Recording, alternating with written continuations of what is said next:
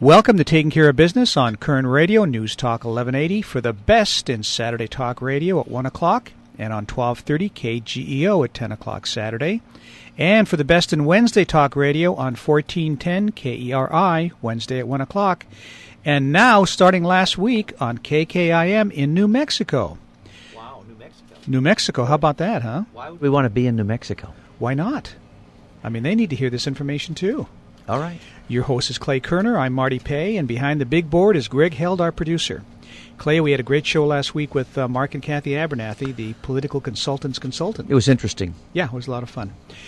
Today we've got Brian Johnson in the second half from the National Right to Life, also talking about Life Fest, which is an interesting concept that he has going in Hollywood.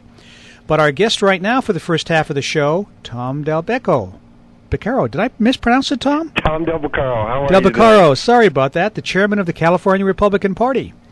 Tom. How are you doing? Good. Welcome to Taking Care of Business. Thanks for having me on.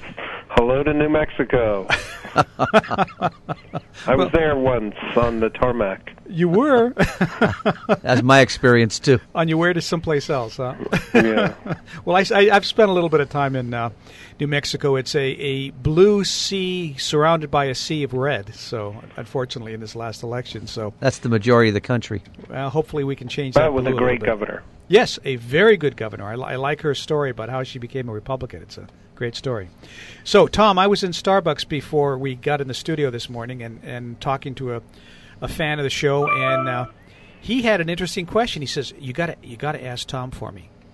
Where was our clause in this last election?" Where was our clause? Yeah, well, I wrote, once Romney took the lead after the first debate, I wrote in Forbes that he had to keep the pressure on. And one of the ways Reagan won was that, of course, he had the press against him. Of course, the Democrats were harsh on him.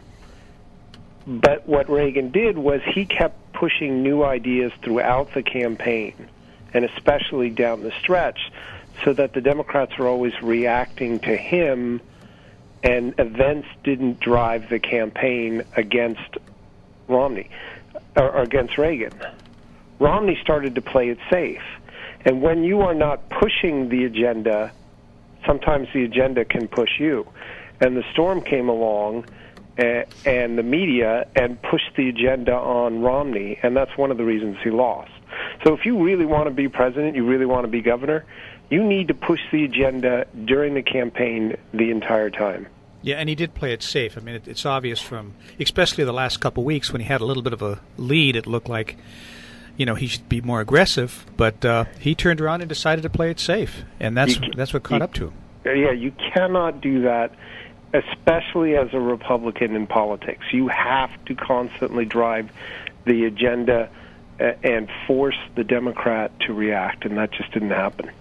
I saw an interesting article. Actually, I think I might have seen it on your Facebook. You were talking about Jerry Brown now thinks that we're going to be leading the leading the national trend to raise taxes. Yeah. Do you see that happening? Are we going to have? It's a stunning statement. Yeah. One of the great demographic changes facing America today is the fact that some states are becoming bluer, some are becoming redder because of the policies of the state. Which, by the way, was what the Founding Fathers wanted. They liked the idea that the states could be the crucibles of how society worked, and if you didn't like one state, you could just go to another.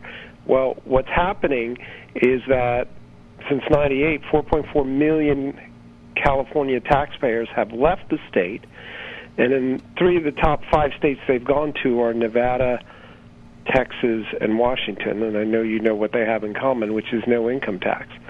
So no state tax. Yeah, no state income tax. So people are moving with their feet. And for Jerry Brown to say that there's going to be this national wave pushed by him on raising taxes is to be just completely naive. In fact, Texas is perfectly happy with California productive taxpayers adding to their economy and making that a better place, and they're not going to be dumb and turn around those policies because that's not their formula. It's also stunning for Jerry Brown to continue to talk about that this is where he wants to go. If you are a well-to-do person and you hear Jerry Brown say, we're going to lead tax increase fight, would you move to California? Would you even come to the United States today? Yeah. So it's just stunning for him to say that, and just shows you how naive. I don't even know what word to say. Stupid comes to mind. Yeah. Oh, that's probably correct. Because California desperately needs people. You know, we actually, I'm one of the few Republicans to say, we actually have a revenue problem. We're down 1 million, believe it or not, 1 million workers in the last decade. They're not paying income taxes. They're paying less sales taxes.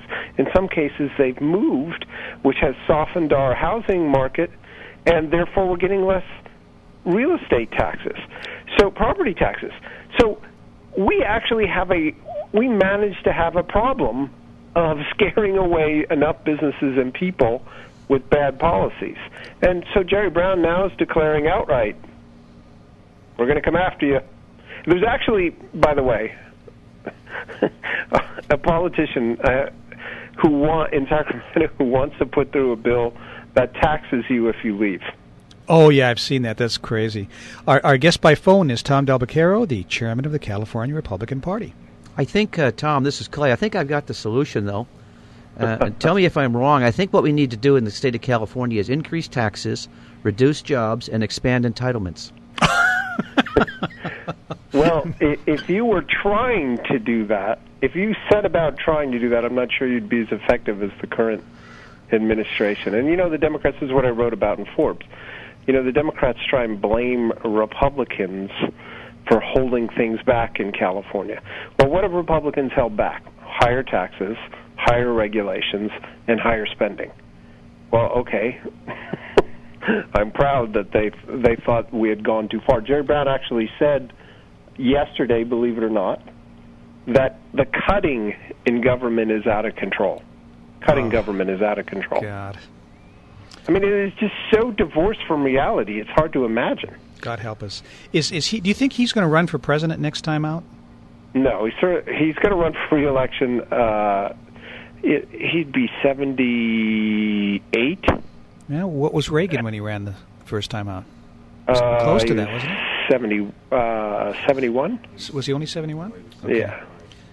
Now that the Democrats basically have a supermajority in Sacramento, what do you think is going to happen with Proposition 213, both for the commercial real estate as well as for private property? Well, I wrote about that in Forbes, and you know, Willie Brown called for a reform of Prop 13. That means elimination. There's no way to reform a cap unless you eliminate the cap. But you know, there's a lot of Democrats who think, believe it or not, that that Prop 13 is a bad thing, even though it's still very popular in the state, and their target is commercial property. Now, you know, I try to get people to understand basics of economics. It's impossible with Democrats, but what matters is the overall size of the bite that government takes out of the private sector. And if that bite gets too large, then the private sector is weakened and it goes downhill, and you get less tax revenues because there's less taxable transaction, less sales, and things like this. Democratic version of trickle down. Yeah, absolutely. So the problem here is they always say, well, if we didn't have Prop 13, we'd have all this money. Well, okay, let's say you took $1 trillion, you would have had $1 trillion more in property taxes. Where do you think the private sector would be? It's already weak. If you had taken $1 trillion away from them, we would be $1 trillion worse in the hole as an economy. So what they don't get is that you can't just have the government take larger and larger bites. And we've already passed that point of no return, which is why 4.4 million people left. They don't need to put up with this. They took their business elsewhere. Sure, and with them they took jobs and their money. When we come back, let's get into a little more in talk about the last election and what we need to do in the future. We'll be back in a moment on Taking Care of Business on Kern Radio News Talk 1180.